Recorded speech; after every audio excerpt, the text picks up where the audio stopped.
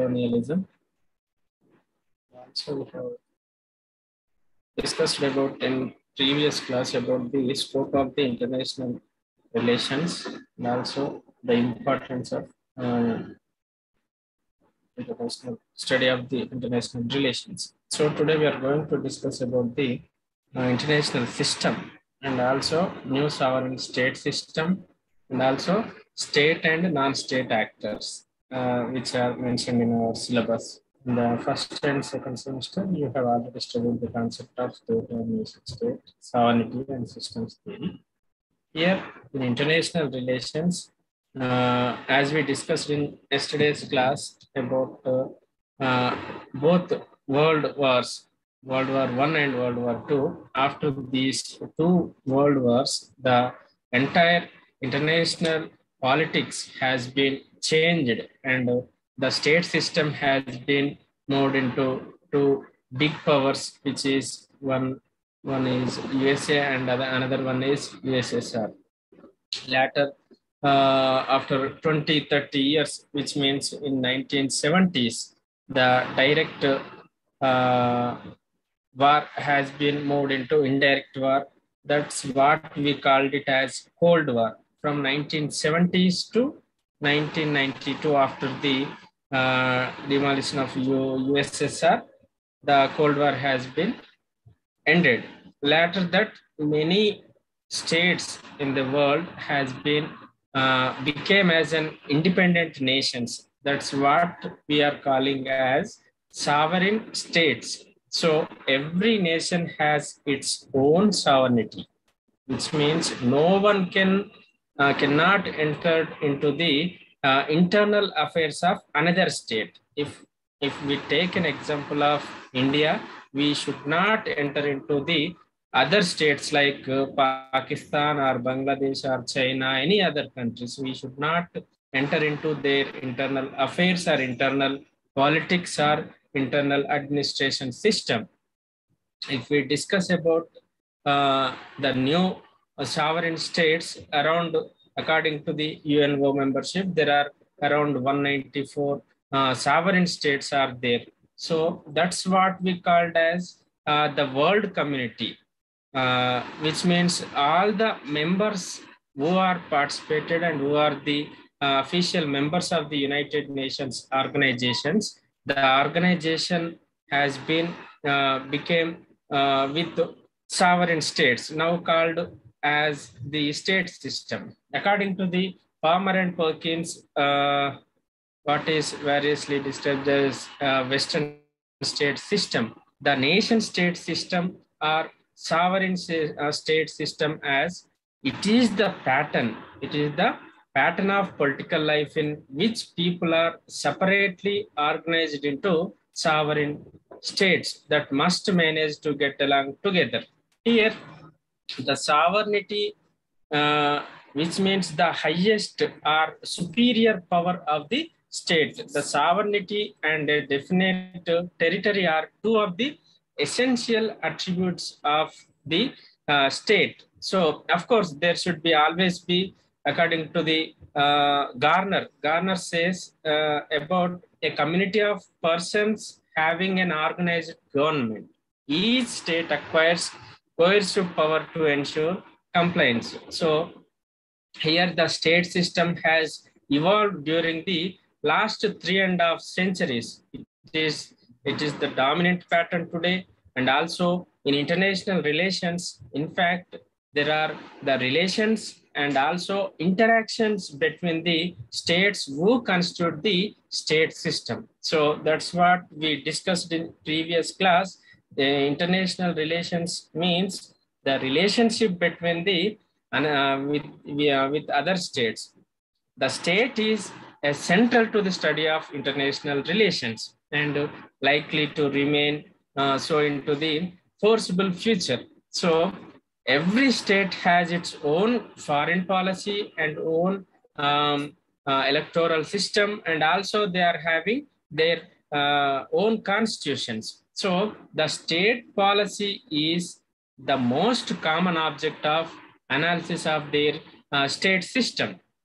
If we discuss about modern state system, every modern state has wrote their own constitution towards their administration. States decide to go to war and to stop the war, and also they are having foreign policies. They erect trade barriers, and also they choose whether and at what level to establish environmental standards. So every international agreements, states enter into international agreements or not and choose whether to abide by their provisions. So if we discuss about the state system, every state has mutual memorandum of understandings between the another states regarding, like in education sector, it may be regarding trade system or imports and export system. Every state has its own policies and agreements with the another states. So even scholars who give prominence to non-state actors are typically concerned with understanding or changing state practice. So here in international relations, it is as a discipline is concerned with what states do and in turn how their actions affect other states. So similarly, states are a common unit of analysis of in case of theories of international relations. In case of both subjects, international relations and the theories of international relations is largely about states and their interactions. So if we discuss about the futures of state system or futures of a modern state system, certain features of the state system are in essential conditions without which the state system cannot exist. These features have been described by Palmer and Perkins and other co-scholars of their contemporary period. They are the concepts of nationalism, sovereignty, and power are the most essential features of the modern state system. If we take example of nationalism is that a psychological or spiritual quality which unites the peoples of the state and also gives them the will to the champion what they regard as their national interest. If we discuss about the sovereignty of a state, is the concept of unlimited powers. As we discussed, it is a supreme power. It's a supreme power of the state and also a group of people who are territorially organized are called sovereign. When they possess both internal and external freedom to do what they wish to do. And also the national power is the might of a state which enables the state to get things done as it would like them to be done. Power is a complex of many tangible and intangible elements in every modern state, such as India, Britain, Russia, and also United States of America, Pakistan, or Egypt. There live a community of numerous persons who possess a government which is generally obeyed by the people and which does not obey any external authority. Such a state is situated within a definite territory. As we discussed in first year, the state has its salient features. The territory is one of the most important feature for the state. So, yeah, in terms of sovereignty, in simple terms, means the supreme power of the state, both internally and externally. It is the attribute of sovereignty which distinguishes the state from other associations or other organizations from the external side. And also, a useful distinction between the internal and external sovereignty. Internal sovereignty concerns the supreme and lawful authority of the state over its citizens. If we discuss about the external sovereignty, on the other hand, refers to the recognition by all the states of the independence and also territorial integrity and also inviolability of each state as represented by its government. As we discussed, the United Nations organization recognized around 194 nations as independent or sovereign states in modern world. So this concept of sovereignty was for the first time recognized and institutionalized in the Treaty of Westphalia, which is made in 1648. It provided that only sovereign states could engage in international relations, and also for the purpose of recognizing a state as an actor in international relations, it must have a geographical territory with a definite population, land, and effective military power to fulfill international obligations. And also, all sovereign states are equal in international law and international relations. So, according to the United Nations Organization and international law, all the sovereign states has equal power, equal opportunities in international affairs. If we define about modern state system, the Western state system determined at the Treaty of Westphalia still continues to be the same. So even today, the modern states are associated with three characteristics. But the concept of sovereignty has changed a lot. Sovereignty does not exist in its ancient form of royal absolutism.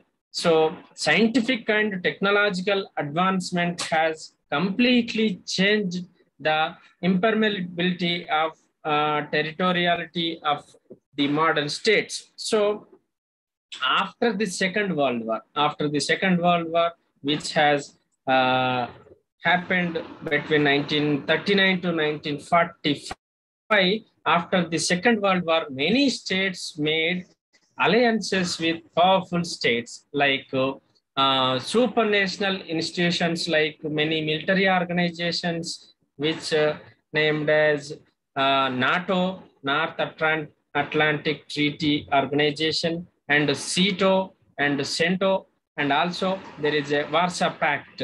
All the result of this, many military organizations and military alliances has been made for the mutual benefit of the modern states. We can say that there is a decline of the modern state system or nation state system. That's why the term international system is used in place of national system. So as per our syllabus, there are many actors also there in international relations. Generally speaking, an actor in world politics has been defined as any entity which plays an identifiable role in international relations. So there are states and non-state actors are there in international relations. Actors are states personified, and non-state actors include several organizations as like United Nations Organization, League of Nations, or many regional organizations like European Union or SAARC, Asian, G7, G15, G20, group of 20 nations, like many organizations as mentioned as non-state actors. Historically, before the world wars, some European countries like Great Britain, France, Germany, Holland, Spain, and Portugal largely shaped the international relations through economic and political power, through alliances and wars, such other methods. So the second half of this 20th century witnessed an unprecedented growth in the number of international actors. So according to Frankel, a theorist in international relations, it is possible to conceptualize the reality of world politics if we can conceive the international society as a system and its major components, the states as well as non-state actors, and also there are subsystems also there. So uh, anyway, the sovereign state system is in modern times is essential for the recognition as a state according to the United Nations organization. So, however, the extent of influence in the international political sphere varies from one state to another state. Even today, states remain primary actors in international politics because the people living in the territory pay obedience to state authority, and also state provides defense against external war or internal conflicts within the state, and also states looks after the welfare and security of their population. So here the state thus plays a key role in world affairs. The modern state, however, has experienced some decline in importance since the past few decades. So as we discussed in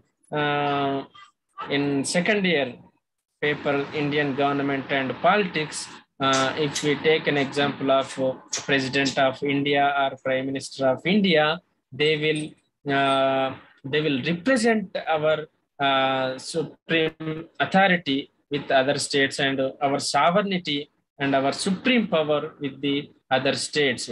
They even president of India or prime minister of India will represent the entire the Indian state. So international relations since 1648 have largely been a history of interaction among states. So if we discuss about non-state actors in international relations, the term non-state actor covers an enormously broad range of groups such as associations of individuals and are groups that they are not established the agreements among states. In other words, they are created by civil societies or individuals. They are non-sovereign entities with diverse hope and purpose.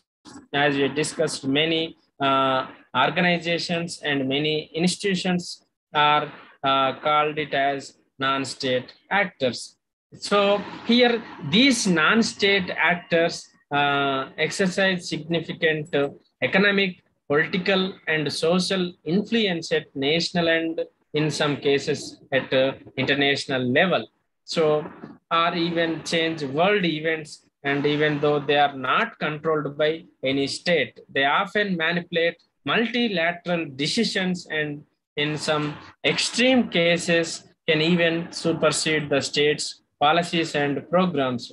If we take an example of many non-governmental organizations also working and influencing all the states in the world, like human rights organizations or Human Rights Watch, or many international non-governmental organizations are there for the influence and protect the freedom and rights of the people who are living in the new modern state system. Since the end of World War II, the non-state actors have taken on an expanding role in international affairs due to interdependence among the states across the world.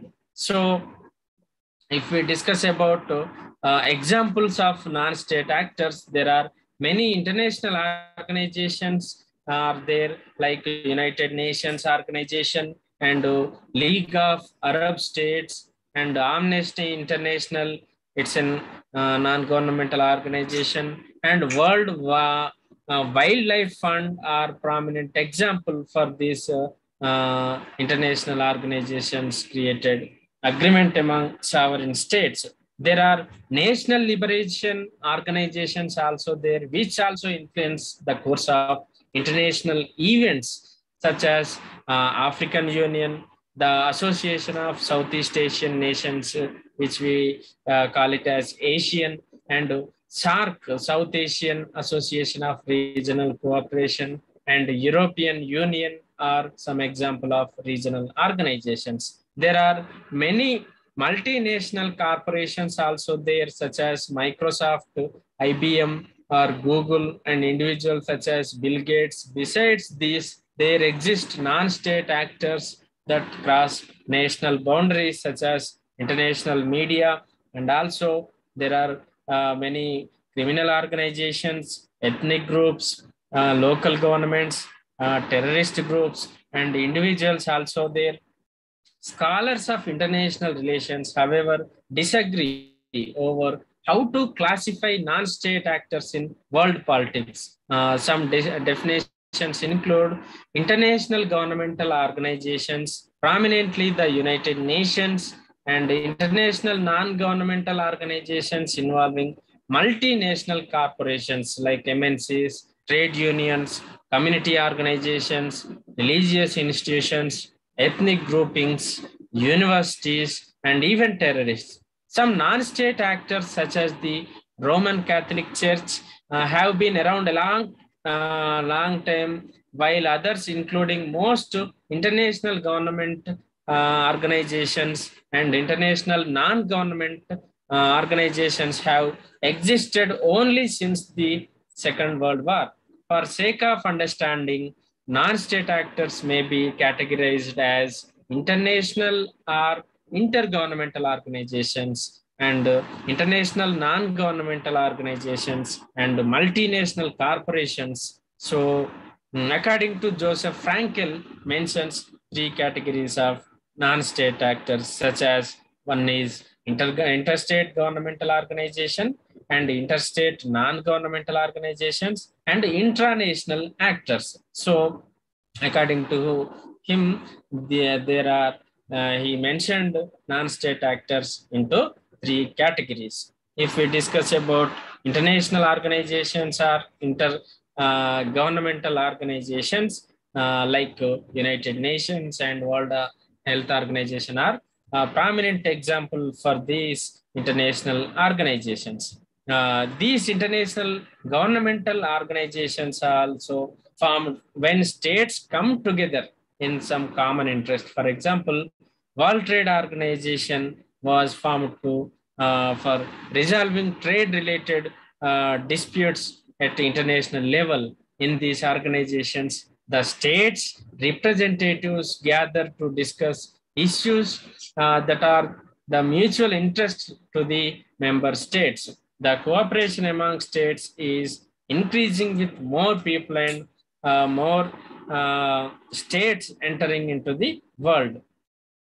So these international government organizations are considered as crucial actors in international relations because their policy and behavior have a definite impact on the foreign policy of their members, and also it will impact on non-members too. Most often, national governments give importance to international government organizations in their foreign policy considerations. There are national governments send their representatives to the international government organizations, or fund the international governmental organizations, or interact with other states through these international government organizations. This shows that international government organizations are behaving like international actors. If we discuss about international non-governmental actors, there are many international non-government organizations are there, like many MNCs, many groups, many trade unions, and many international confederations also there. they will call it as international non-governmental organizations. So some religious groups also there, some non-governmental organizations like Red Cross Society or for the protection of human rights. There are Human Rights Watch or international human rights organizations also there, and they will influence member states in the protection of the human rights. If we discuss about these international non-governmental organizations, there are focused on transnational issues such as environment, human rights, disaster management, and also child labor, women's rights, and also public health. They will work on migration or migrant workers, and also displacement and socio-economic justice have received greater influence from these international non-governmental organizations. Many international non-governmental organizations are influencing the modern states for the protection of these issues. If we discuss about intranational actors, there are many this sort of non-state actors refers to political movements, national liberation movements, and activities of ethnic, racial, religious, or some ideological minority. Their activities have a great impact on the actions of the states when these groups are able to gain support from external sources, either from the members of the own national groups or from governments hostile to their own government. During the Cold War, there are many organizations also there because in the period of Cold War, the United States of America and Russia are not directly involving in war between the other states. They are motivating and they will stand behind the member states and they will force to participate war by their supporting nations, and also they they maintained and they sponsored financial support to many terrorist organizations in other states, like uh, they supported violent groups in the national liberation struggles like Palestine Liberation Organization or the African National Congress and the Southwest African People's Organization are noteworthy examples of these non-state actors. Even the United States of America, a powerful lobby called the Zionist Lobby, a group aims at making the foreign policy of America more favorable to Israel. Apart from these, the state appears to be very helpless in the face of such terrorist attacks carried out by the fundamentalist groups. So there are many multinational corporations also there. They specially established for business organization designed for profit, in which ownership, management, production, and sales activities extends over several or more nations, called it as multinational corporations. So, like if we discuss about examples of these MNCs like Coca-Cola, Sony, Honda, Toyota, McDonald's, Nike are the few prominent examples of these MNCs. And also, the business activities of MNCs are spreading over the globe to several countries. Today, a growing number of multinational corporations based in emerging market countries. So, the primary objective of these MNCs is profit maximization. Many MNCs have annual sales of tens of billions of dollars each. By their share in physical and financial assets, they have a tremendous impact on the global economic system. It is said that through payment of royalties and taxes, establishment of new multinational corporations, decisions on location of plants, and through advertising, MNCs can affect developing countries' economic structure. So MNCs also have their own sphere of influence through the division of world market. So those who are pro-MNCs view the multinationals as the most powerful agent for the internationalization of human society. Further, MNCs can also act as powerful agents of modernization. And also there are other non-state actors also there, many political groups, organizations of movements, which use terror as instrument to achieve political goals that will also considered as non-state actors. In case some groups are made by the religious or separatist movements, they can be political right or left-wing organizations. So the impact of terrorist organizations through international relations, such as mentioned, many terrorist attacks also done in previous times, and also in order to resist these terrorist threats in states, sometimes change the politics of every state. So the impact of non-state actors, the role of play, and the influence of the expert depend upon the political, economic, and social context of country. Most of the influential MNCs and international non-governmental organizations are from developed countries. So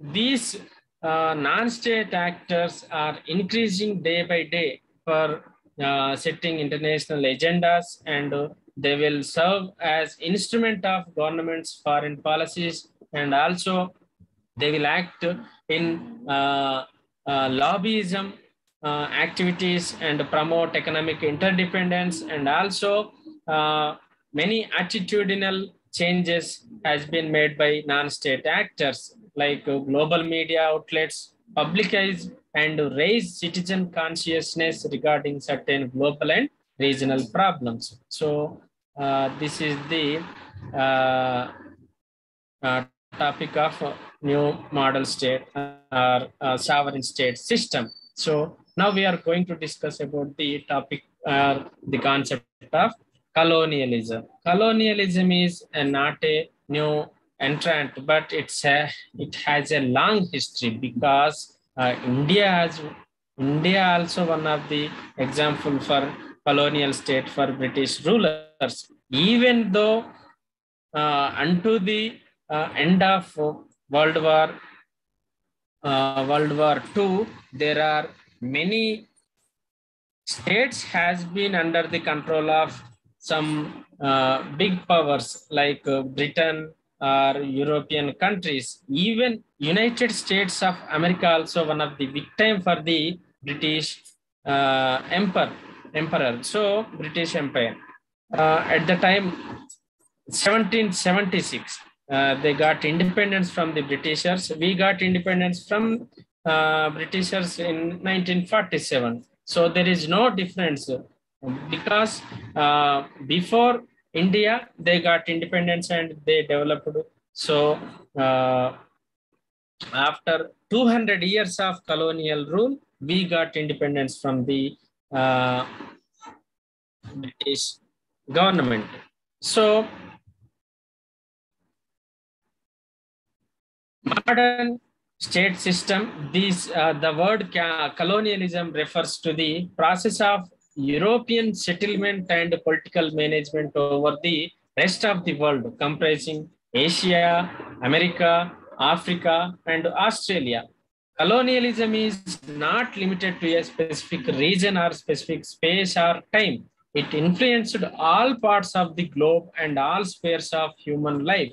The economic policies in the colonies were designed and executed according to the needs and dictates of the ruling country. Naturally, the policies pursued by the colonial powers were not in favor of the colony subjects. Undoubtedly, this kind of unequal economic policy affected the financial fate of colonies. For example, the most significant colonial possession of England was India, that was exploited for nearly 200 years. They came here around 1757 and left India in 1947. So around 200 years, they has changed many things, and they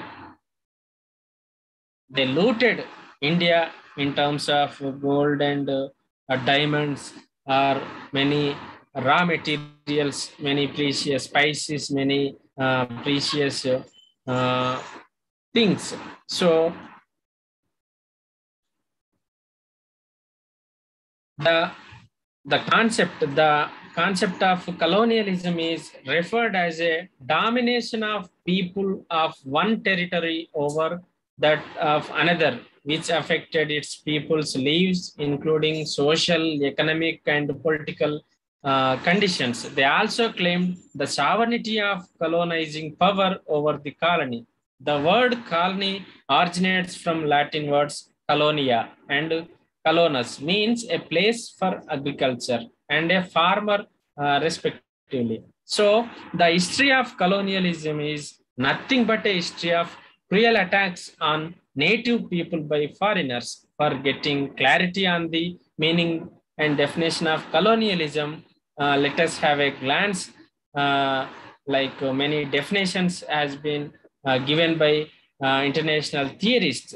According to Roger Tigner, the essence of colonialism is the existence of colonies that is by definition ruled contrarily from different territories like protectorates or informal spheres of influence. From the broader point of view, colonialism could be a common perspective of a state subjection in terms of political, economic, and intellectual of a non-European society. Colonialism robs a native country's land, liberty, and particularly its society's morality. Therefore, this colonialism means the domination of foreign power in all aspects of social, economic, and political policies of a colony country. Generally, the fate of the colony country is determined by the philosophy and policies of a foreign land and their self-interest in global politics. So, if we discuss about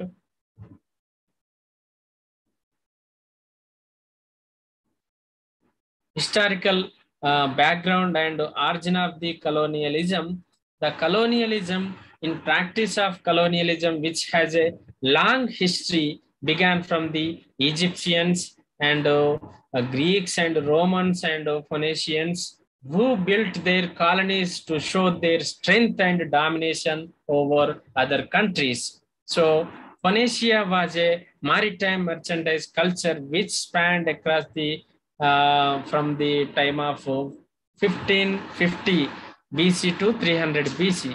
Afterwards, the Greeks and Persians went to acquiring land possessions around recognized places of the globe of that time.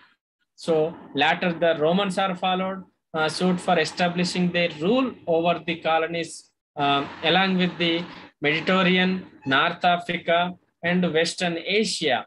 So in the first stage called monopoly of trade, and also in the second stage of colonialism called the free trade stage. So actually they expand this colonial system in the name of trade.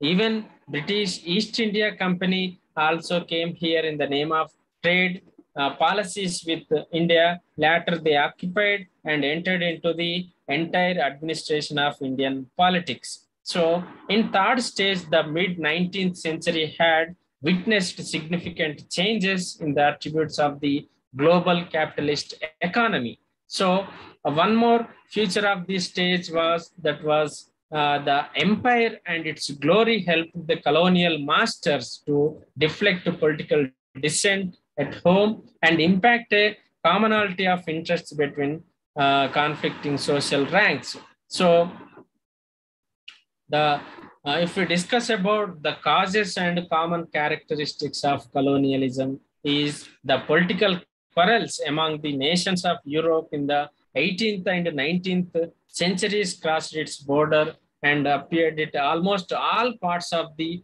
globe. The sounds of such quarrels were heard in Asia and Africa. A number of countries in Europe possessed numerous colonies outside of Europe because India is one of the best example for European colony. So if we discuss about the reasons of possessing these colonies, they they invented new sea route for their trade policies. The discovery of new sea route has been a best common reason for this colony system. With the advancements and innovations made in shipping technology, the enthusiasts among the voyages were encouraged to find new land and sea routes, especially to Asian countries from the European countries. In this process, America was discovered by the Columbus, which led to establishment of colonies in America by Spain and Portuguese. The discovery of sea route to India by the Portuguese man Vasco da Gama led to the establishment of Portuguese colony in India. They were followed by France, which means French, and England to establish their colonies in India. And also there are economic considerations also there. The chief motive of establishment of these colonies by Spain, England, France, and Portugal in Asian and African countries was for economic exploitation, because they borrowed raw material at cheap price from these colonies, and they manufacture and they sell manufactured products in their colony with high rates. At that time, the economical exploitation has been made in these colonies. The raw materials and minerals and other natural resources procured from the colonies were used for the betterment of their mainland. And also, at the time of this colonialism, the Industrial Revolution has begun in Europe in about 1750 AD. Engines, machines, and factories did not exist before the advent of Industrial Revolution. So the Industrial Revolution led to colonialism because it gave the motive and the ability to colonize Asia and Africa. The first major inventions that began in Industrial Revolution were the steam engine and spinning jenny. The steam engine, which was created in the early 1700s, were subsequently perfected in the late 1700s. So there also their imperial tendency also there. Most of the European countries by the 17th and 18th centuries had surplus population, and much needed space to accommodate the surplus population was provided by the colonies. And also there is surplus investment, surplus capital in the hands of capitalists in Europe because of the trade they carried on with Afro-Asian nations.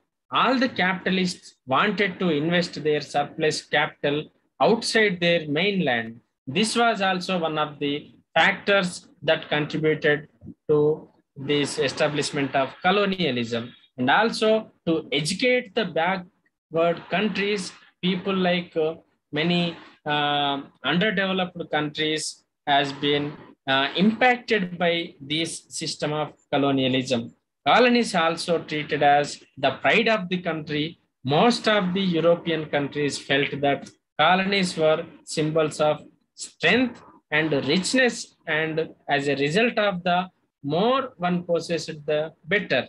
And also there are unstable political conditions of colonies also there. There has no political unity in many parts of Asia and Africa that facilitated their consequent by the colonial powers. European countries successfully utilized the political weaknesses of various countries for establishment of their colonies, and therefore colonialism got the great chance to this advance.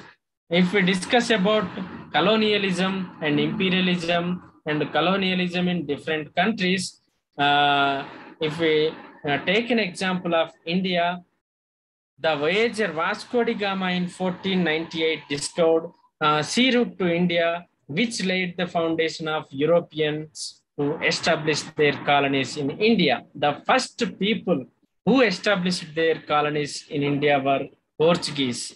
Their colonies were established in Goa, Daman Dayu. Subsequently, the Dutch, the French, and the English men established their colonies in various parts of India. Eventually, in the great game of power politics, England got supremacy over India and successfully continued its legacy for around 200 years. They made colonies in Southeast Asia also. Portugal was the first European country that established its colonies in Southeast Asia.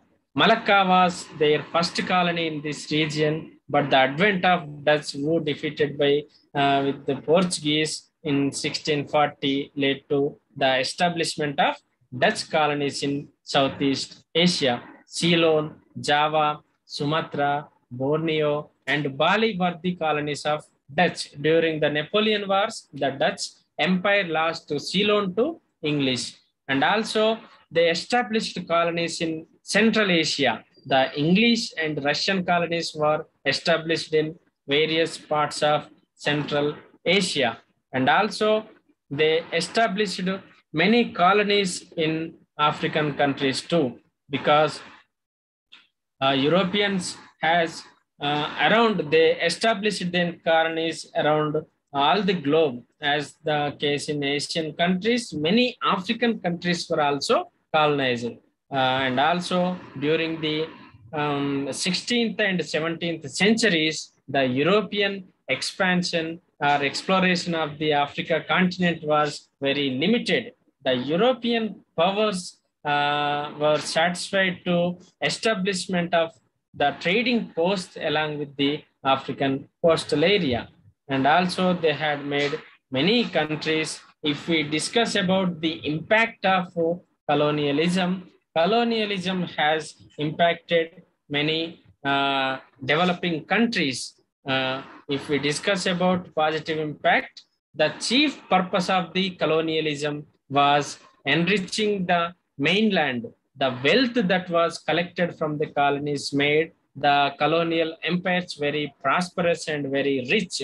And secondly, colonialism gave a big boost to industrial revolution. Raw materials and minerals procured from the colonies enabled the factories to carry on with their production without interruption. And similarly, the fine products made in these factories found their markets in their colonies. With that, the march of capitalism proceeded without any interruption. And also, the colonies provided a safe haven for the excess population in the colonial countries. And also, these colonial powers sent many able administrators and seasoned military generals to their distant colonies. They were appointed as administrative heads and army chiefs, and their salaries were drawn from the proceeds of the colonies only. These people, apart from providing stable administration, helped in the unification of the colony.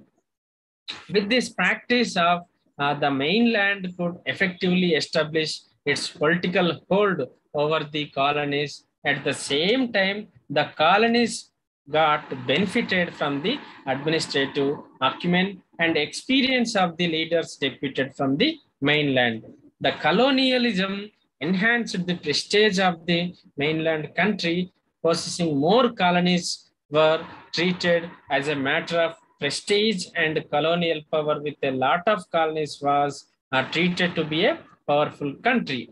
With the impact of this colonialism, the intense suppression by colonizers fostered a kind of unity, brotherhood, and national awakening in the hearts of colonized people.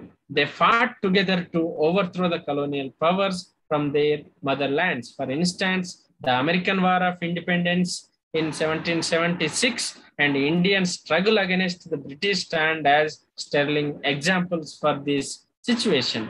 And colonial powers tried hard to improve education, road, train, rail transportation, and communications, agriculture, trade, and industry in their occupied colonies. Their motto was to tap the maximum resources from the colonies and to export all the kinds of finished products from their mother country. Though they succeeded in their objectives, the plundering attitude awakened the political consciousness of the natives, and they started thinking about their national unity and utilizing resources for their own development. And also, colonialism generated in the minds of the colonized people affinity towards ideologies of nationalism, democracy, and constitutionalism. Later, these ideas proved to be an inspiration for the colonies to achieve their independence.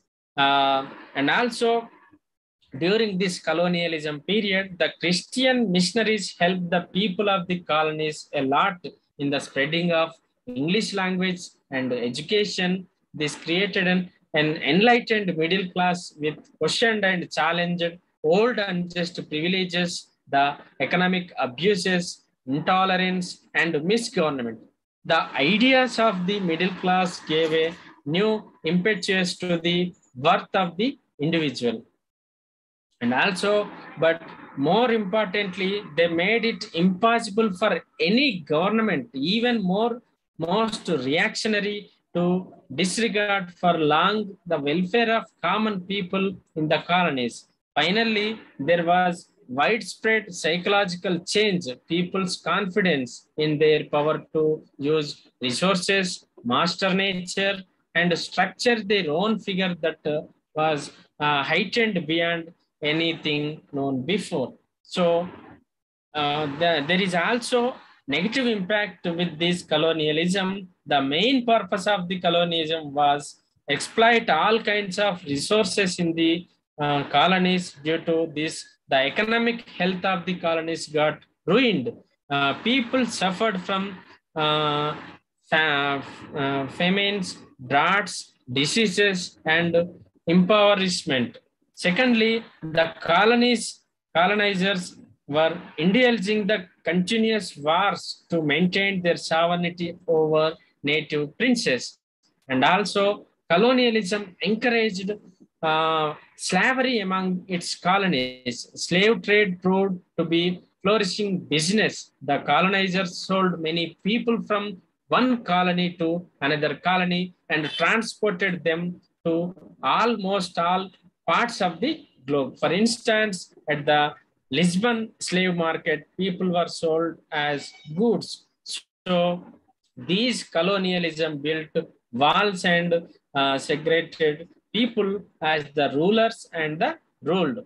And also these colonialists practiced the policy of divide and rule in their colonies. The result of these policies are still affecting the colonies even after their independence from the colonial empires. For instance, Britishers succeeded in dividing Indian society into Hindus and Muslims. This resulted in the bifurcation of subcontinent into India and Pakistan. This division is still haunting the nation in many forms. As a matter of fact, colonialism was a product of its time. It first began in European countries, later it spread to the all parts of the globe. In due course of time, colonialism embraced most parts of Asia and Africa. The colonies got independence from the grip of their colonizers after protracted struggles. So the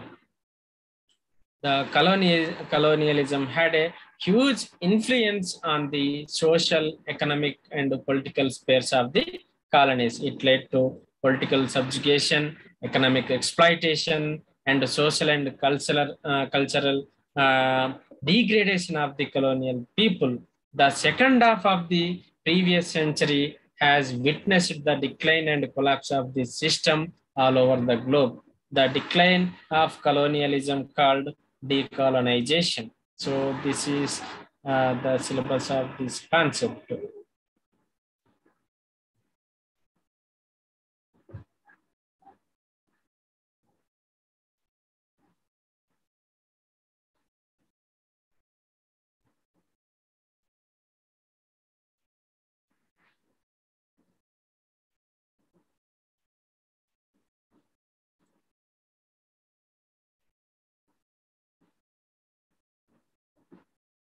Concluding the session. Thanks for the participation. Thank you, sir. Thank you, one and all.